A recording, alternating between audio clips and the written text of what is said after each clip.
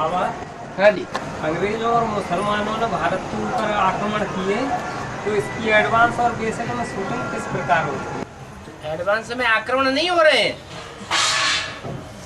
हैं? एडवांस में जो बीज रूप आत्माएं हैं और धर्मों की आत्माएं हैं, जिनकी बुद्धि में पूरा ज्ञान नहीं बैठता है, ज्ञान की उतनी समझ नहीं है, बाप की पहचान नहीं है, आज बाप को बाप कहते हैं, खून से लिख करके देते हैं, स्टाम्प पेपर पर लिख करके देते हैं, और कल विरोधी बन जाते हैं। उनको कहेंगे कि उनको बाप की पहचान हुई? नहीं हुई। तो विधर्मियों की लिस्ट में आए या स्वधर्मियों की लिस्ट में आए? कौन से धर्म वालों की शूटिंग कर रहे हैं? विधर्मियों की शूटिंग कर रहे हैं।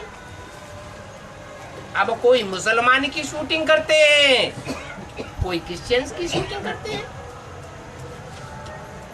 तो विरोधी भी बनते हैं, आक्रमण भी करते हैं। भारत तो किसी के ऊपर आक्रमण नहीं करता।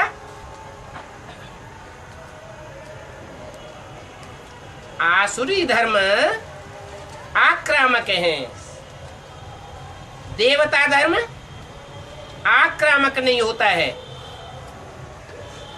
विदेशी आक्रमणकारी हुए, विस्तारवादी हुए, भारतवासी आक्रमणकारी और विस्तारवादी नहीं होते हैं। और बाबा, आए थे हरिभजन को कोटन लगे कपास। आए थे देवी देवता सनातन धर्म के पक्के बनने के लिए, और देवी देवता सनातन धर्म में जाने के बजाय कहाँ चले गए हैं? अरे कहाँ चले गए? देवान के धर्म में चले गए या आत्माभिमानी बनने के लिए चले गए? देह को कपड़ा कहा जाता है। कपड़ा कपास से बनता है ना, है? तो आए थे हरि भजन को, हरि के पीछे भागने के लिए आए थे, और क्या करने लगे हैं? देवान को बनाने लगे, कपास तैयार करने लगे। बाबा, हमको तो दाढ़ी मूंछ क्यों दिखाते हैं? का नाम ही है शंकर, मिक्स पार्ट है, न सतयुग के देवताओं का पार्ट है। पक्का सतयुग का देवता है क्या? देवताओं को दाढ़ी मूंछ होती है क्या? होती है? नहीं होती है। तो पक्का देवता भी नहीं है, और असुर भी नहीं कहेंगे। याद में बैठने वाले को असुर नहीं कहेंगे। वो संगम युग का है या कलयुगी आसुरी समय का है? याद में बैठने वाला, तपस्या करने वाला, श्रेष्ठ कर्म करने वाला है, या भ्रष्ट करने वाला, कर्म करने वाला भ्रष्टाचारी है? याद करने वाले को क्या कहेंगे? जैसे शास्त्रों में दिखाया है कि राक्षस तपस्या करते थे, और तपस्या में कोई विघ्न डालता है तो ब्रह्मा विष्णु महेश को अच्छा लगता है या खराब लगता है? खराब लगता है। तपस्या में बैठना माना देवत्व की ओर आगे बढ़ना। तो जो याद में बैठा हुआ दिखाया जाता है उसको असुर भी नहीं कह सकते, असुरों को दाढ़ी मूछ होती है, मनुष्यों को दाढ़ी मूछ होती है।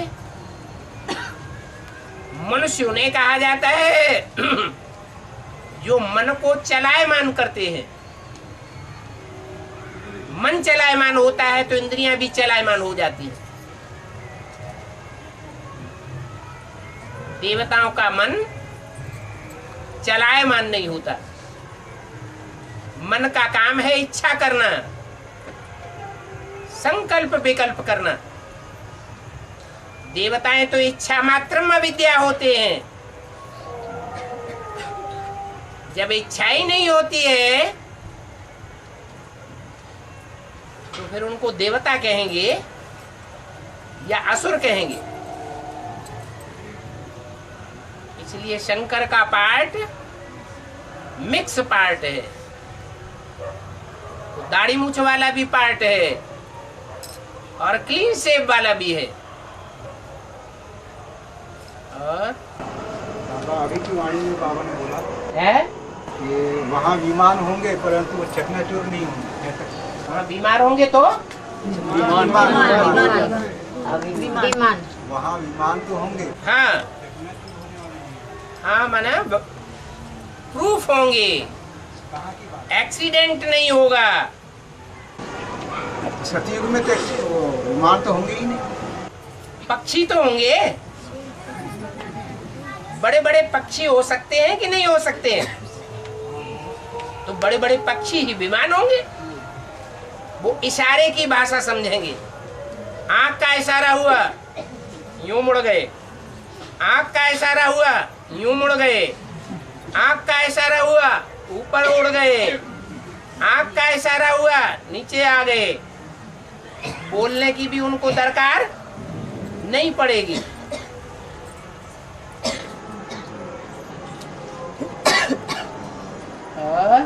बाबा जो ये बड़े बड़े स्टीमरों को रोकने वाले इसका बेहद में क्या है? ऐसे ऐसे ज्ञान में चलने वाले बिघन डालने वाले बन जाते हैं। जैसे बिघनों की दीवार खड़ी कर दी हो। दीवार क्या करती है? दीवार के रूप में कोई खड़ा हो जाए सामने तो आगे बढ़ने देगी? नहीं बढ़ने देगी। तो ऐसे बड़े बड़े जंतु होते हैं, बहुत ज्ञान सुनते हैं, परंतु जीवन में प्रैक्टिकल धारण नहीं करते। ज्ञान को साधन बनाए लेते हैं बिघन डालने का। माया भी ऐसा ग्रह है, मगरमच्छ है। वो तो छोटा जंतु है, फिर भी नदियों में बड़े से बड़ा जंतु कहा जाता है। और सागर में तो बड़े बड़े जंतु होते हैं जो बड़े बड़े जहाज के सामने आ जाए तो जहाज आगे नहीं जाता है, ठहर जाता है। हमारा भी पुरुषार्थ ठहर जाता है। ऐसे ऐसे बिघन डालने वाले सामने आ जाते हैं। हम समझते भी हैं कि हमारे जीवन में ये भारी विघन है। और बाबा जैसे 5 पांडवों का गुरु द्रोणाचार्य बताया गया है। जोर से बोलो। 5 पांडवों का गुरु द्रोणाचार्य बताया गया है। तो वो जब एकलव्य था तो उसको वो सुत रह करके उसने पढ़ाई नहीं मतलब पढ़ने के लिए मना कर दिया गया। हाँ तो एकलव्य का सूत्र बताया गया उसमें, हाँ। तो इसका बेहद में अर्थ क्या है? जो एक को प्यार करने वाला हो, एक को ही मानने वाला हो, वो पति से पावन नहीं बन सकता है? बन सकता है। तो जो भी पति से पावन बनने वाली आत्माएं हैं, ऐसा पुरुषार्थी है, उन पुरुषार्थियों में कोई शूद्र भी है। शूद्र माने व्यभिचारी, अनेकों से संबंध जोड़ने वाले, परंतु एक के ऊपर अटल श्रद्धा है, तो वो भी पति से पावन बन सकते हैं। वो जरूरी नहीं है कि उनको कोई मनुष्य गुरु पढ़ाने वाला हो, क्योंकि मनुष्य गुरु जो होगा वो सागर समान होगा या घड़ा होगा। घड़ा बड़ा होता है या सागर बड़ा होता है? सागर बड़ा होता है। द्रोण माने घड़ा,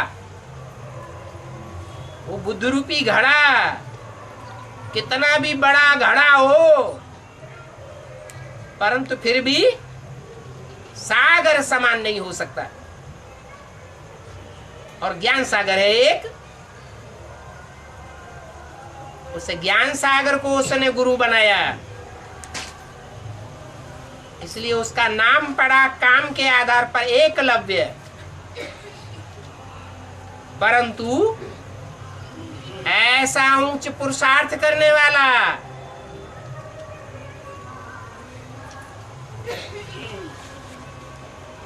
उससे जो गुरु लोग हैं वो ईर्ष्या करेंगे या प्यार करेंगे? ईर्ष्या करने लग पड़ते हैं, और ईर्ष्या में आकर उसका आत्मा रूपी अंगूठा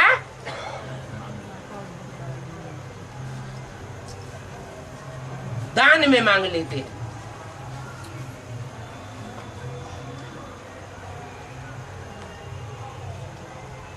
हर आत्मा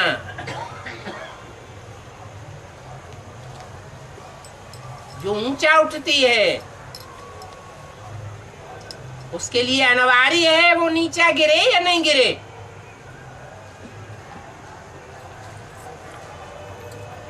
अरे जो जितना ऊंचा उठता है वो नीचा गिरता है कभी न कभी, या नहीं गिरता है? गिरता है। तो जो एकलव्य नारायण की आत्मा है, नर से नारायण बनने वाली, ये द्रोणाचार्य वो एक को याद करती है या कोई देहधारी गुरु को याद करती है? इसको याद करती है,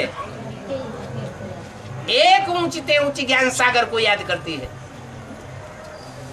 इसलिए एकलव्य कहा जाता है। किसी देहधारी गुरु को मानने वाली नहीं है। गुरु लोग उसे नीचा गिराते हैं। इसलिए अंतिम जन्म में वो आत्मा भी नीचे गिरती है। कौन है? एकलव्य। और बाप आकर उसको उसी जन्म में ऊंचा से ऊंचा पाठ दिलाई देते हैं, ऊंचा उठाई देते हैं। और बाबा चलती चक्री देखकर दिया कबीरा रोज, दो पाटन के बीच में सात वचन है। सृष्टि पर ये दो पाटन कौन? एक है आकाश और एक है धरती। ये षष्ठी रूपी चकिया के 2 पार्ट हैं। हम दोनों के बीच में पार्ट बजाने वाली आत्माएं हैं। कोई ऐसी आत्मा है 500-700 करोड़ मनुष्यों के बीच में जो पतित न बनती हो, खंडित न होती हो, अखंड रहती हो, 16 कला संपूर्ण। कोई है?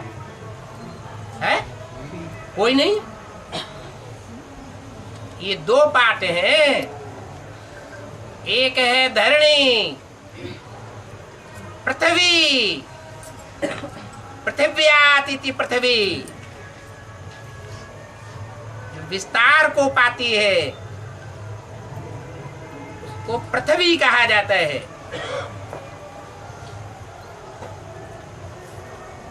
पृथ्वी में सभी देशों का समावेश हो जाता है। कि सिर्फ भारत देश को पृथ्वी कहा जाता है? सभी देशों को मिलाकर के पृथ्वी कहा जाता है। सब पृथ्वी पर हम सभी आत्माएं पार्ट बजाने वाली है। ये चक्की चलती रहती है 84 जन्मों की, और सब आत्माएं इसमें टुकड़े टुकड़े होती रहती हैं या अखंड बनी रहती हैं। मान लो सतयुग का पहला जन्म पूरा हुआ, आत्मा 16 कला संपूर्ण ही बनी रहेगी या आत्मा का कुछ हिस्सा बिखर जाता है? बिखर जाता है, क्योंकि चक्की चल रही है। चक्की के 2 पार्ट हैं, हीरो और हीरोइन। परिवार में भी जब माँ बाप आपस में टकराते हैं तो बच्चों के ऊपर क्या असर पड़ता है? बच्चों की मेंटलिटी ऊंची उठती है या खंडित होती है? खंडित होती रहती है।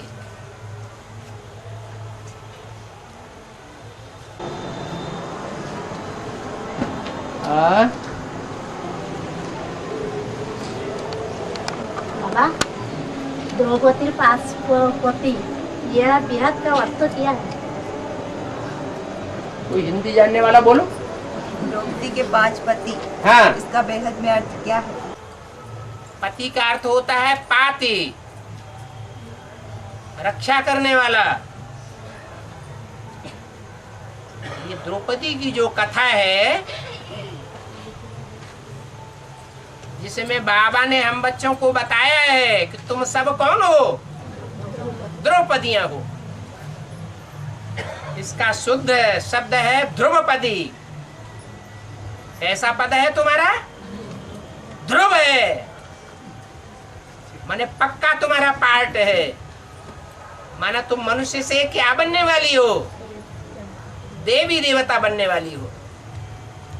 तो तुम्हारा ध्रुव पार्ट है, तुम द्रौपदियां हो। और जो द्रौपदियां होती हैं उनको सहारा लेना पड़ता है। तुम सब सीताएं हो, तुम सब द्रौपदियां हो, पार्वतियां हो। स्त्री चोला इस कलयुग के अंत में सुरक्षित चोला नहीं है। उस चोले को कोई ना कोई पुरुष का आधार लेना पड़ता है। बाकी पक्का आधार तुम सब द्रौपदियों के लिए XYZ कोई भी मनुष्य बन सकता है, आदि से लेकर के अंत तक, या सिर्फ भगवान बन सकता है? द्रौपदी ने भी सबकी ओर आंख घुमाई। बड़े बड़े सभा में बैठे हुए थे धुरंधर, कोई ने हिम्मत की सहयोग करने की? सुरक्षा की किसी ने की? नहीं की। कौन काम में आया? एक भगवान ही काम में आता है। अभी दुनिया की हालत और ही जास्ती बिगड़ती जाएगी। इस बिगड़ते हुए हालात में अभी भी कन्या माताओं को सहारा देने वाला दुनिया में कोई नहीं है। सिर्फ एक ही सहारा है जो अंत तक काम में आवेगा। कौन है? एक बाप दूसरा न कोई। बाकी कहते हैं कि द्रौपदी ने 5 पति बनाए। मान लो कोई ब्रह्मा कुमारी सरेंडर होती है, दीदी दादियां उसे कहीं भेज देती हैं सेंटर में। कोई ऑफर करते हैं कि हमारे पास मकान है, हम सेंटर खोलेंगे, तो वहां जाकर सेवा करती है। तो जो मकान ऑफर करने वाला है उसकी जिम्मेवारी हो जाती है उस कन्या की सुरक्षा करने की, या नहीं है? जिम्मेवारी हो जाती है। परंतु आज की इस दुनिया में कोई कितना ही बड़ी जिम्मेवारी उठाने वाला पक्का पुरुष क्यों न हो, इस दुनिया की चलन से सबको हार खानी पड़ती है।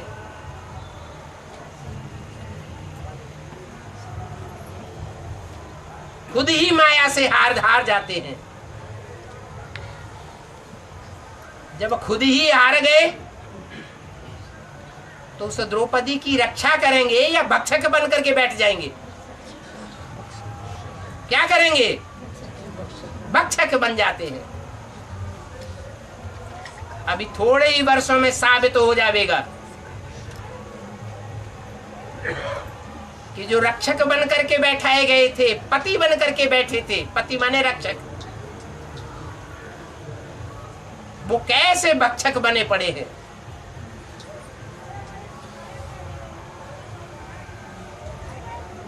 मान लो पक्का पुरुषार्थ करने वाली द्रौपदी है तो एक जगह से छुटकारा पावेगी, दूसरे सेंटर में जावेगी, तो वहां भी रक्षा करने वाला जो होगा वो भगवान होगा या मनुष्य ही होगा? भगवान ही होता है। मनुष्य गुरु जितने भी होते हैं वो सब शैतान बनकर के बैठ जाते हैं। कोई भी भगवान बनकर पति परमेश्वर का पाठ अंत तक नहीं बजा सकता। जैसे कराची में हिंदुस्तान पाकिस्तान का जब बंटवारा हुआ, हिंदू मुसलमानों के बीच खून की नदियां बहीं, उस समय जिन्होंने पति बनकर के पत्नी को 7-7 तालों के अंदर बंद करके रखा था, जब खून खराबा हुआ तो छोड़ करके भाग गए। सुरक्षा कर पाई क्या? अपनी जान बचाने की लाले पड़ गए। तो एक छोटा सा नजारा था आदि का, जो आदि में सो अंत में होने वाला है।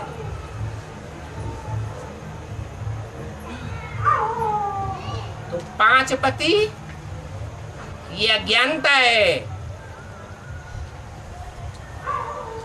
और एक पति परमेश्वर है, यही ज्ञान है। कोई मनुष्य मात्र पति परमेश्वर नहीं हो सकता। एक भगवान ही पुरुषोत्तम संगम युग पर आकर के पति परमेश्वर का सच्चा पाठ बजाता है। और बाबा जो स्थूल आंखों से अंधे होते हैं, वो बाबा को साकार में निराकार कैसे याद करें?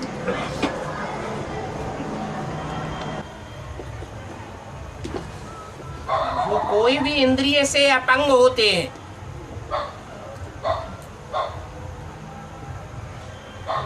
इंद्रियां तो साधन है।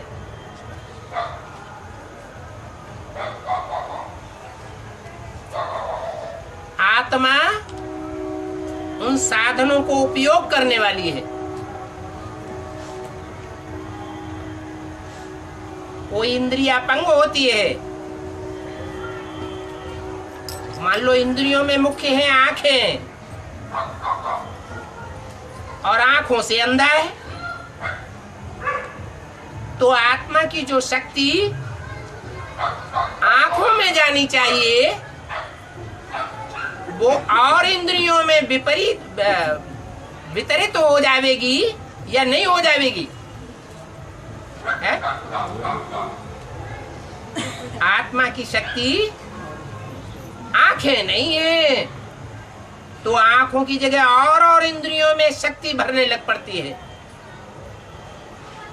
बहुत से अंधे ऐसे देखे होंगे जो सिर्फ स्पर्श करने मात्र से व्यक्ति को पहचान लेते हैं।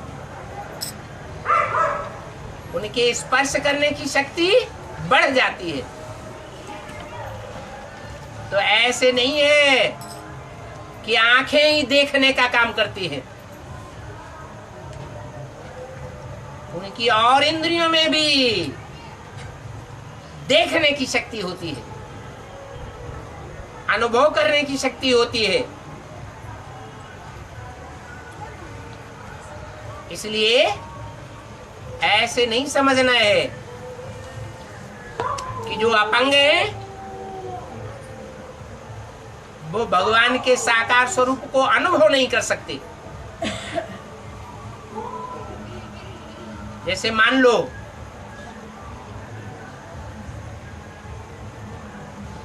संसार में भगवान का पाठ चलता है और भगवान टेलीफोन करता है किसी परिवार में। जो पुराने ज्ञान में चलने वाले हैं वो आवाज को नहीं पहचान पाते, और छोटा बच्चा पहले शब्द में ही पकड़ लेता है, बाबा बाबा बाबा का फोन।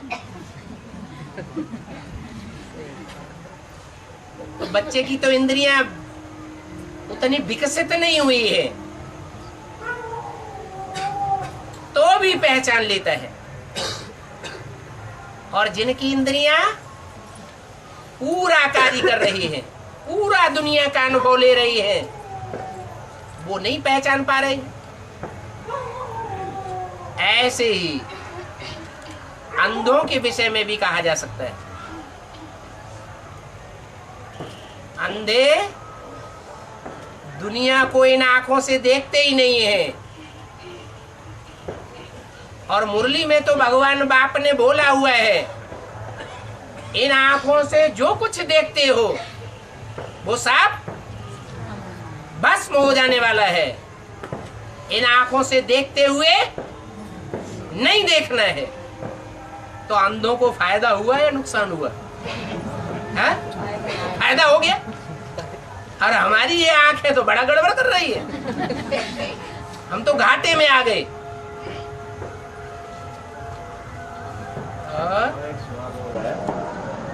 ये मनुष्य तो अपनी जिंदगी को सुधार बिगाड़ सब कुछ कर लेते हैं। क्या ये जीव जंतु संसार में है, इनका भी कोई रास्ता है सुधार या बिगाड़ होने का? अच्छी बात है।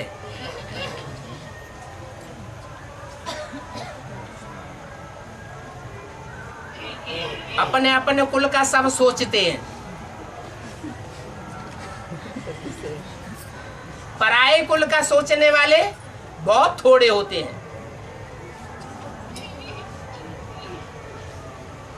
अपने हमजिन्स के लिए सबकी बुद्धि जाती है सहानुभूति में।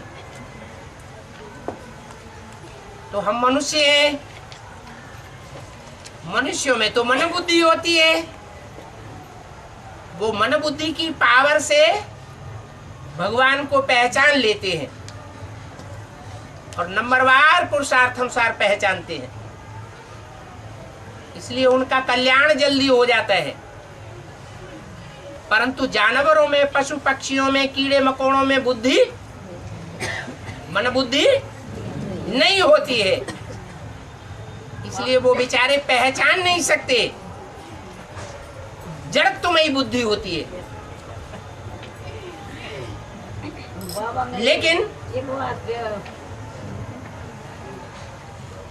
लेकिन एक हिसाब बना हुआ है, जैसा संग वैसा रंग। जंगल में जीव जंतु रहते हैं,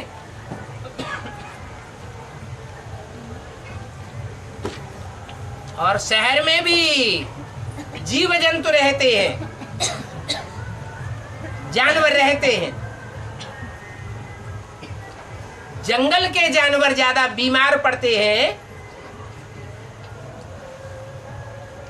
या शहरों में, गांवों में रहने वाले जानवर ज्यादा बीमार पड़ते हैं?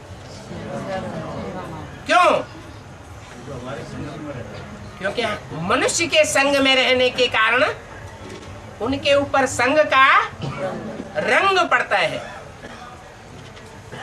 बल उनमें मन बुद्धि नहीं है तो भी संग का रंग पड़ता है। उनके वाइब्रेशन में प्रभावित होते हैं। वाइब्रेशन से, वाचा से, कर्म इंद्रियों से जो प्रभावित होते हैं वो कमजोर आत्माएं हैं या पावरफुल आत्माएं हैं? क्या कहें? कमजोर आत्माएं हैं। उन्हें जानवर बुद्धि कहेंगे या मानवीय बुद्धि कहेंगे? क्या कहेंगे? जानवर बुद्धि है। भक्ति मार्ग में भी कहते हैं मनुष्य आत्मा 84 लाख योनियों में भ्रमण करती है।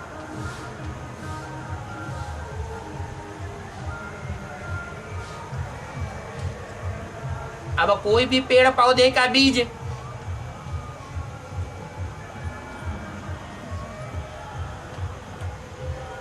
क्या विस्तार को पाने पर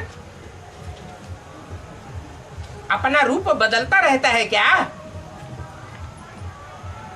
आम का बीज बबूल का या बैंगन का बनता रहता है क्या? नहीं बनता। ऐसे ही आत्माएं भी भांति भांति के बीज हैं, उनकी अपनी अपनी जाति है।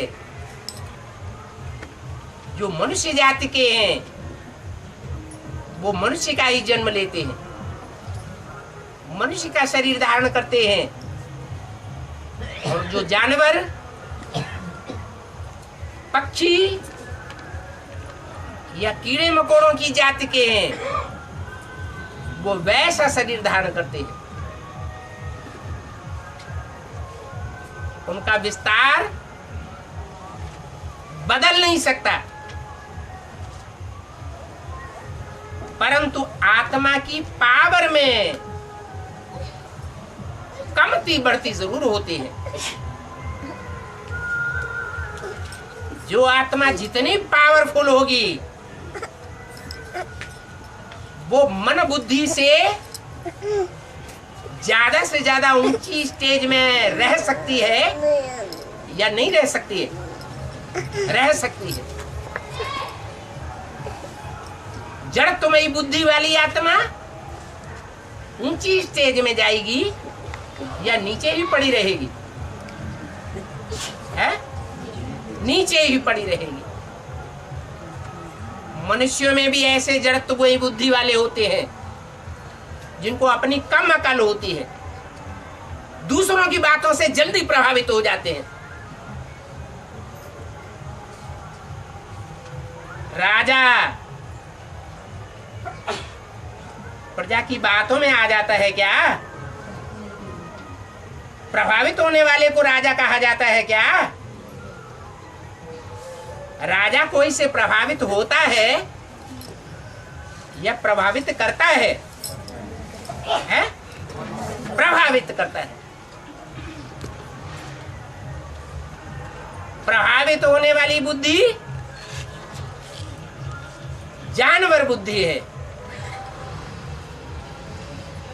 जो कभी किसी से प्रभावित नहीं होता या एक से ही प्रभावित होता है, वो पावरफुल आत्मा है। बाबा ने भी बोला है, बुद्धिमान लोग बिना प्रूफ और प्रमाण के कोई की बात मानने के लिए तैयार नहीं होते हैं। तो बुद्धिमानों की बुद्धि कौन है? कौन है? एक शिव बाबा। परम धाम की ऊंची स्टेज में सबसे ऊपर रहने वाली आत्मा कौन सी होगी? एक शिव बाबा। और धर्म पिताएं सब नीचे नीचे स्टेज में होंगे। शिव बाबा सर्वोपरि रहता है।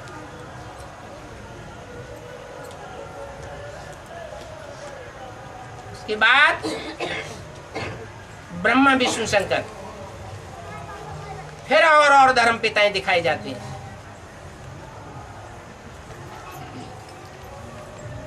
ये जीव जंतु जानवरों की आत्माएं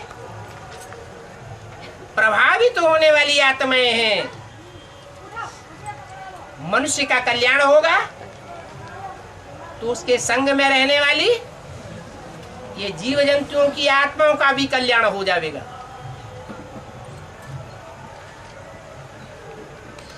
क्या सतयुग में जानवर नहीं होंगे?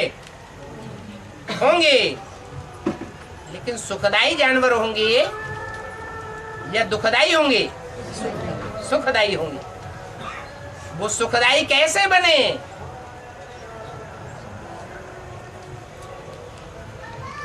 पुरुषोत्तम संगम युग पर जिन प्राणियों ने उन श्रेष्ठ योगी आत्माओं का संग किया है, उनके वाइब्रेशन में रही हैं, वो श्रेष्ठ बन जाती है, सुखदायी बन जाती है। उनके ऊपर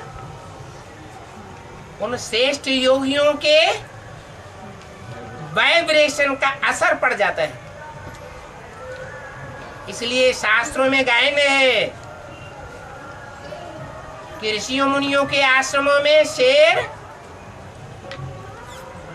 और गाय एक घाट पर पानी पीते थे। उन ऋषियों मुनियों को शेर चीतों का डर नहीं होता था। उनकी वृत्ति भी बदल जाती थी। परंतु ये सब कहाँ की बातें हैं? अभी संगम युग की बातें हैं। जानवर भी परिवर्तन होंगे। हमारे योग के प्रभाव से, हमारे योग के वायुमंडल से उन आत्माओं का भी कल्याण हो जाएगा।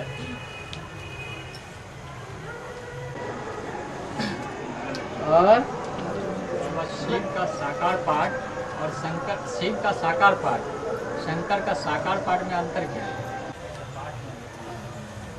शिव साकार होता है क्या? मेरी बिंदी का ही नाम शिव है। बिंदी निराकार है या साकार है? उसकी निराकार बिंदी का ही नाम शिव है, वही कल्याणकारी है। वो निराकार बिंदी जहां भी प्रवेश करके पाठ बजाती है, कोई रुद्रमाला के मणके क्यों न हो, कल्याणकारी पाठ बजावेगी।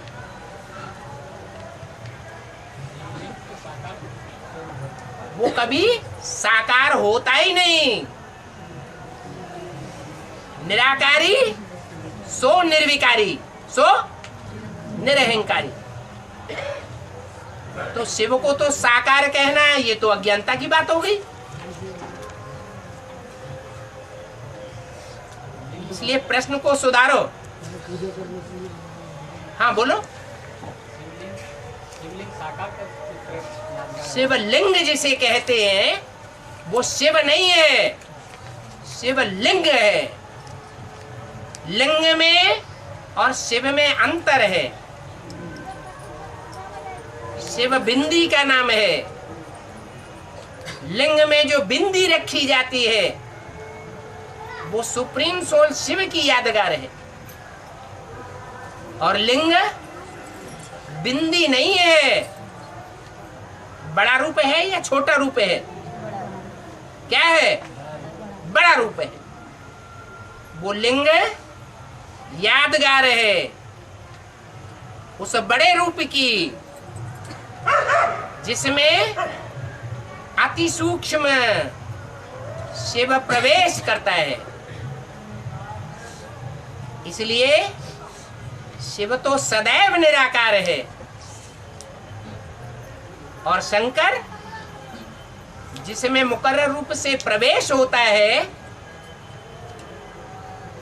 वो पुरुषार्थी जीवन में कभी साकार और कभी निराकार है। जब सदैव निराकार बाप समान बन जाता है तब शिव शंकर दोनों को मिलाकर एक कर दिया जाता है। जहां जहां शिव का नाम होगा वहां वहां किसका नाम ऐड करेंगे? शंकर का ही नाम ऐड करेंगे। विष्णु का भी ऐड नहीं करेंगे, पार्वती का भी ऐड नहीं करेंगे, ब्रह्मा का भी नाम ऐड नहीं करेंगे। 33 करोड़ देवताओं में से कोई भी देवता का नाम शिव के साथ ऐड नहीं करेंगे। क्यों? क्यों? क्योंकि जो ओटे सो अर्जुन। जो पहले पहले कार्य करके दिखावे वो अर्जुन कहा जाता है। इसलिए शिव सदैव निराकार है और शंकर सिर्फ पुरुषोत्तम संगम युग पर निराकारी स्टेज को धारण करता है। वो सदैव निराकार नहीं है। अगर सदैव निराकारी होता तो मंदिरों में जो यादगार मूर्तियां बनी हुई हैं वो मूर्तियां मूर्त अर्थात साकार रूप की यादगार हैं या निराकार की यादगार है? मूर्त माने क्या? अमूर्त माने क्या? मूर्त माने साकार जिसकी मूर्ति हो, और अमूर्त माने निराकार। शिव की मूर्ति नहीं बन सकती, उसका तो नाम ही है शिव। मेरी बिंदी का ही नाम शिव है, मेरे शरीर का नाम शिव नहीं है। जब शरीर में प्रवेश करते हैं तो नाम बदल जाता है।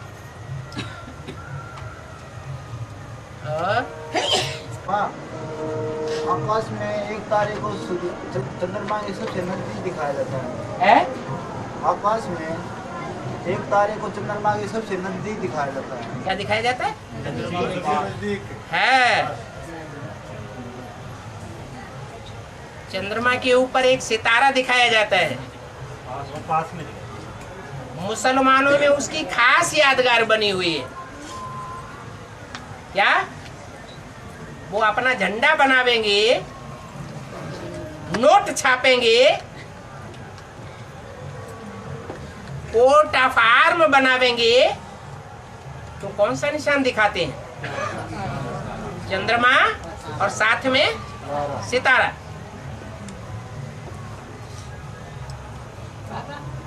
और ब्राह्मणों की संगम युग दुनिया में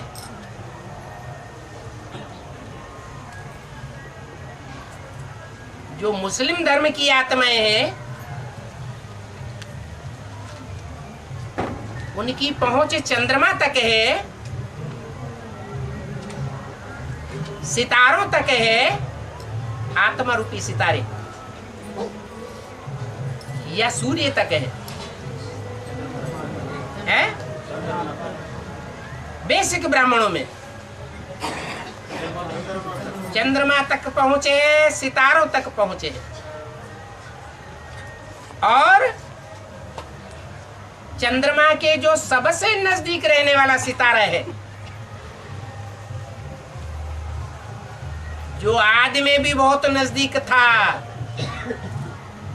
कौन है ज्ञान चंद्रमा? ब्रह्मा। और ब्रह्मा यज्ञ के आदि में कौन ऐसा व्यक्तित्व था जिसकी बात सबसे जास्ती मानते थे? है?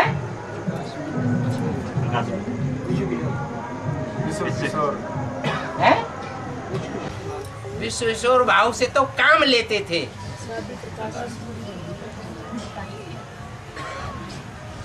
उसकी बात नहीं मानते थे।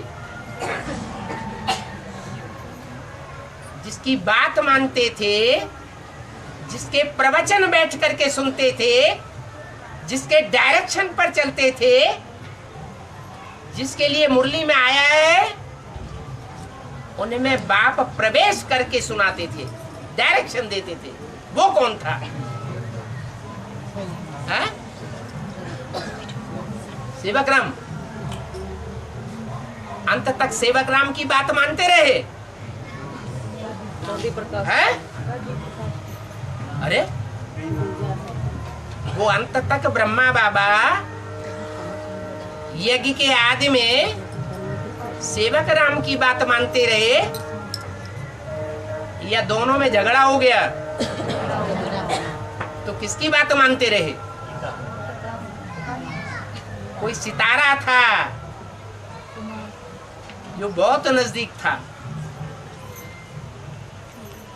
जैसे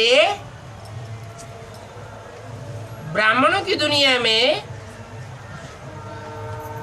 ब्रह्मा बाबा के मुख से ये बात बोली गई कि इन सितारों में सबसे जास्ती खातिरी होती है कुमारिका की।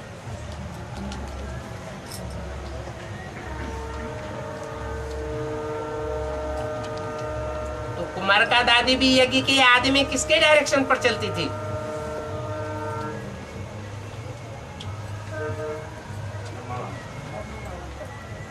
आदि से ही ब्रह्मा बाबा को ज्यादा मानती थी। जो कमजोर बुद्धि वाली आत्माएं होंगी, छोटे छोटे बच्चे होते हैं अबोध, जैसे ब्रह्मा को बाबा बेबी कहते हैं, बच्चा बुद्धि, उनकी पहुंच मां तक होती है या बाप तक होती है? मां तक होती है। तो ऐसे ही जैसे कुमारिका दादी ब्रह्मा बाबा के नजदीक थी, परंतु वो मातहत के रूप में थी या उनके ऊपर थी? मातहत माने छोटे के रूप में थी, असिस्टेंसी में थी।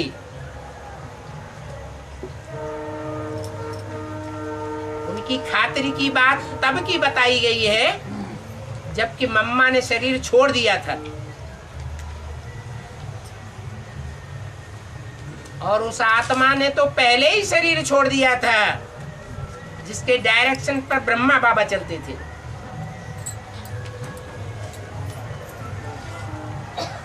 वो आत्मा चंद्रमा के ऊपर दिखाई जाती है कि नीचे दिखाई जाती है?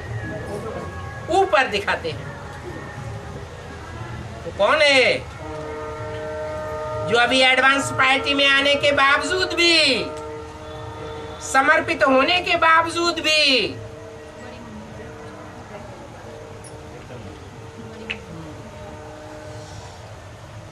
ब्रह्मा और कृष्ण की आत्मा कोई गीता का भगवान माने बैठी है? कौन है? तो सितारा सबसे नजदीक दिखाया जाता है। माँ की भी यही प्रवृत्ति है। माँ के नजदीक बच्चे ज्यादा होते हैं, बच्चा बुद्धि, या जो सगीर बुद्धि बच्चे होते हैं वो माँ के नजदीक होते हैं। बच्चा बुद्धि नजदीक होते हैं। और ब्रह्मा को तो बाबा कहते ही हैं बेबी। तो बेबी बुद्धि आत्मा जो जगत की माँ है, उसे जगदम्बा के सबसे नजदीक है। बाबा एक कैसेट में तो आपने कहा है कि ओम राधा को बात ज्यादा मानते हैं? ओम राधा से ज्यादा कनेक्शन था उनका। उस समय की बात है जबकि प्रजापिता जीवित था। प्रजापिता के शरीर छोड़ने के बाद या प्रजापिता के भागीदार से के साथ संघर्ष होने के बाद वो बात लागू नहीं होती है। और वो जो अंदर से कुछ और बाहर से कुछ, वो तो दुनिया में अच्छे बने रहते हैं। हैं? जो अंदर से कुछ और बाहर से कुछ, वो तो दुनिया में अच्छे बने रहते हैं। हाँ। और जो स्पष्ट बात को बोलते हैं वो बुरे बन जाते हैं। है। ऐसे लोगों को क्या होगा? दुनिया में ऐसे लोग होते हैं जो अंदर से एक और बाहर से दूसरे दिखाई देते हैं। और दूसरे इस तरह के लोग भी होते हैं जो अंदर बाहर से एक होते हैं, साफ दिल होते हैं। दुनिया वाले किससे ज्यादा प्रभावित होते हैं? दुनिया के लोग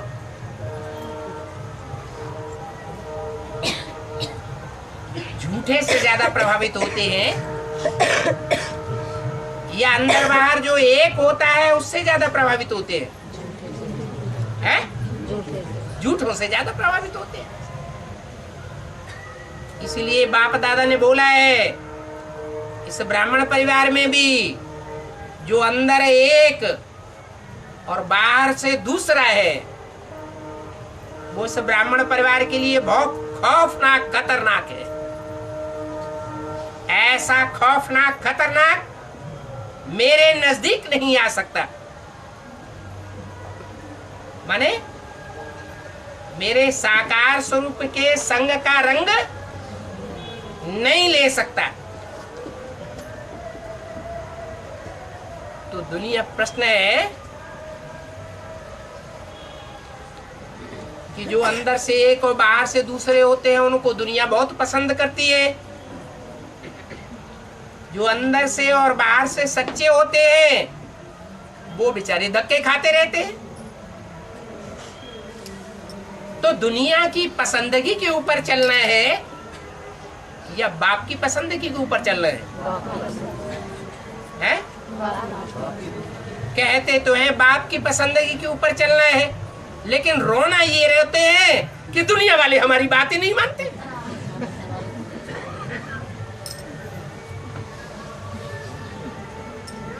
अरे दुनिया को जाने दो भाड़ में, वो तो जाएगी भाड़ में। लेकिन बाप किसको प्यार करता है? जो अंदर बाहर से एक हैं उनको प्यार करता है कि अंदर से एक और बाहर से दूसरे हैं। तो हमको कंप्लेंट करने की दरकार नहीं है, खुश होना चाहिए कि हम बाप के प्यारे हैं।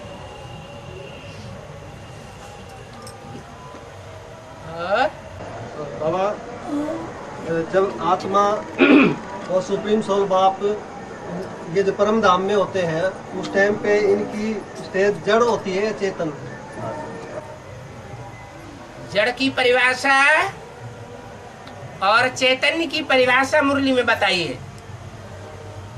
बोलते चालते को चैतन्य कहा जाता है, और जो बोलता भी नहीं है अर्थात आवाज भी नहीं करता है और हलन चलन भी नहीं करता है, उसको जड़ कहा जाता है। जैसे पत्थर है और पौधा है, तो ये दो विशेषताएं बोलने की और चलने की पत्थर में ज्यादा है या पौधे में ज्यादा है?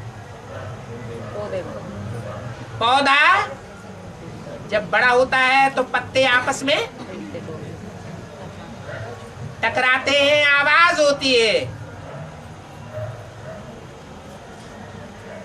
बोलता भी है और हलन चलन भी कुछ न कुछ करता ही है। पत्थर न बोलेगा और न हलन चलन करेगा। इसलिए पत्थर में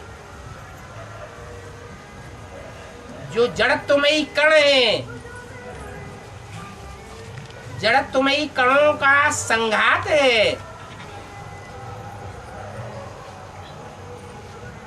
वो जड़ कहा जाएगा।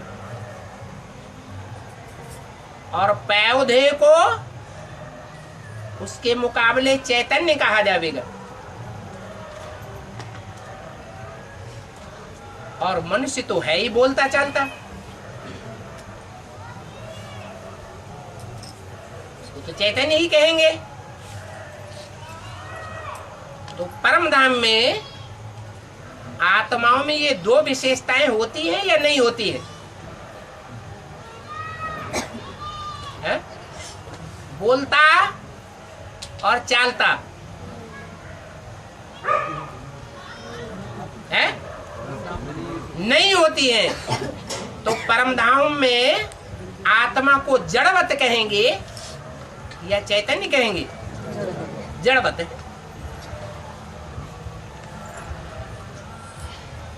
इसलिए जो आत्माएं परम धाम में जितने ज्यादा लंबे समय तक रहती है वो जड़त्वमयी बुद्धि वाली बन जाती हैं, भगवान को न पहचानने वाली बन जाती हैं, या चैतन्य बुद्धि बन जाती है, जड़त्वमयी बुद्धि वाली होती है। जितने ज्यादा लंबे समय तक परम धाम में पड़े रहेंगे उतने जड़त्वमयी बुद्धि वाली बन जाएंगे, भगवान को नहीं पहचान पाएंगे। अब अर्जुन को नपुंसक क्यों कहा जाता है? अर्जुन को नपुंसक क्यों कहा जाता है? अर्जुन को नपुंसक, अर्जुन को हमेशा नपुंसक नहीं कहा गया है।